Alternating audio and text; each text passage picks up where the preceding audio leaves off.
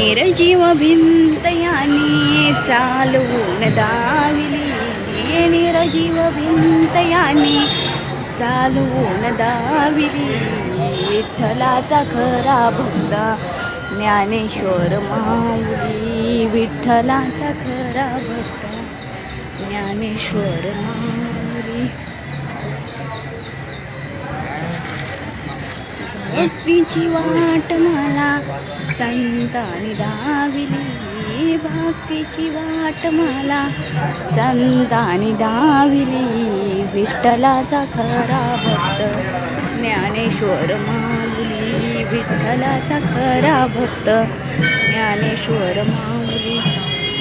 तर मी आज अशी सुरुवात करते. तर रामकृष्ण हरी माऊली. मी माधुरी धनगर शिवगुरुनगरी या चॅनलमध्ये तुमचं मनापासून स्वागत करते. तर आज आपण आहोत जी ज्ञानेश्वर माऊलींनी निर्जीव भिंत चालवलेली आहे त्या ठिकाणी आहोत आपण. जेव्हा चांगदेव महाराज माऊलींना भेटण्यासाठी येत होते तेव्हा चांगदेव महाराजांना माऊलीविषयी खूप काही माहिती झाली होती की ते खूप ज्ञानी आहेत. असं माहिती झाल्यानंतर कोण आहे बाबा म्हणून ते भेटण्यासाठी वाघावरती बसून आणि सापाचा आसूड करून येत होते.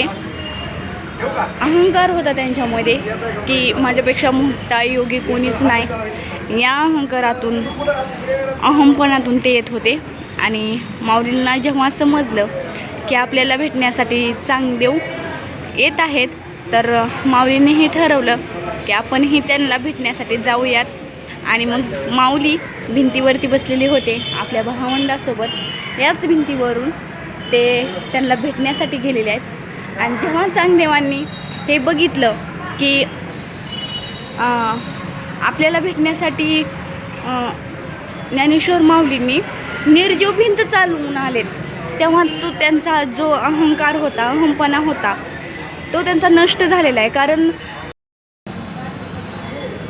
चांगदेवांचा अहंकार नष्ट झाला आणि आपले माऊली जे आहेत ते ज्ञानियांचा राजा म्हणला जातो त्यांना. म्हणजे त्यांना ज्ञान खूप आहे पण अहंकार अजिबात नाही.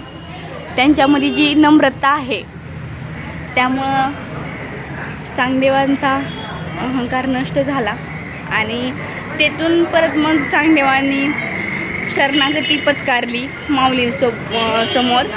आणि मग पुन्हा चांगदेव पासष्टी म्हणून त्याने एक ग्रंथ का पत्र असं काहीतरी लिहिलेलं आहे. मला पण एवढं आता आठवत नाही पण लिहिलेलं आहे. आणि आपण ते ठिकाण बघू शकता की माऊलींनी हीच ती भिंत चालवलेली आहे. आणि आज आमचं इथं दर्शन झालं. खूप छान वाटतंय.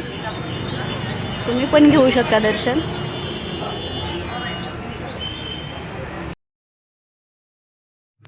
जी तुम्हाला मी आता कथा सांगितली ना त्या थीमवरच हा पुतळा तयार केलेला आहे चौकामध्ये. आणि चांगदेव ज्ञानेश्वर माऊलींना शरण आलेत हे यात पुतळ्यातून सांगण्यात आलेलं आहे. आता आपण आहोत आळंदीमध्ये जी की माऊलींच्या पदस्पर्शाने पावन झालेली ही भूमी आहे. आणि तिथं मला येण्याचा योग मिळालेला आहे. तुम्ही बघू शकता समोर वृंदावन आहे म्हणजेच तुळस आहे. किती सुंदर आहे ना. तर आपण दर्शन घेऊया याचं. आणि परत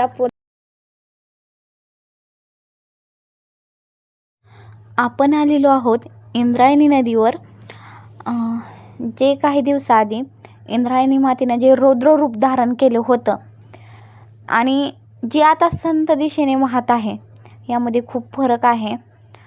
आपण वारीमध्ये बघत होतो तेव्हा खूप तिनं रुद्र रूप धारण केलं होतं आणि आता शांत गतीने तर या नदीमध्ये मला स्नान करण्याचं भाग्य मिळालं. तर मी खूप नशीबवान समजते स्वतःला. कारण माऊली कदाचित हितच फिरले असतील, त्यांचे चरण इथं लागले असतील. आणि या आळंदीमध्ये मला आज दर्शन घेण्याचा योग आला. आपण समाधी मंदिर जे आहे ज्ञानेश्वर माऊलीचं ते आलेलो आहोत. मंदिराचे जे कळस आहे त्याचे फुटेज आहेत. मंदिरामध्ये आपल्याला व्हिडिओ काढण्यासाठी परवानगी नाही त्यामुळं मधून मी काढू शकले नाही, पण थोडं वरती गेल्यानंतर काढलेत. आणि दर्शन खूप छान झालं मध्ये, पण आपल्याला परवानगी नसल्यामुळे व्हिडिओ काढता आले नाहीत. वयाच्या अवघ्या 21व्या वर्षी माऊलींनी समाधी घेतलेली आहे आळंदीमध्येच, आणि आळंदीला अलंकापुरी असंही म्हणतात. खूप म्हणजे खूप पवित्र स्थान समजलं जातं महाराष्ट्रामध्ये. महाराष्ट्र ही संतांची भूमी आहे आणि त्यामध्येच सर्वश्रेष्ठ ज्ञानेश्वर माऊली यांनाही मानले जाते. माऊलींचा रथ म्हणजेच पालखी अलंकापुरी म्हणजेच आळंदीमध्ये आलेली आहे. आणि आळंदीत आल्या मेघराजांना माऊलींचं स्वागत मोठ्या थाटात केलेलं आहे. जिथं जिथं माऊली जातात तिथं थोडा का होईना पाऊस येतो, हे वारीची खासियत आहे. म्हणजे स्वतः मेघराजच माऊलीच्या स्वागतासाठी तयार असतात, त्यामुळं थोडा का होईना तिथं पाऊस येतो आणि वारकऱ्यांनीही त्याचा भरपूर आनंद घेतलेला आहे. तर तुम्ही माझ्या शिवगुरुनगरी या चॅनेलला जर सबस्क्राईब केलं नसेल तर नक्की करा. भेटूयात नवीन व्हिडिओमध्ये.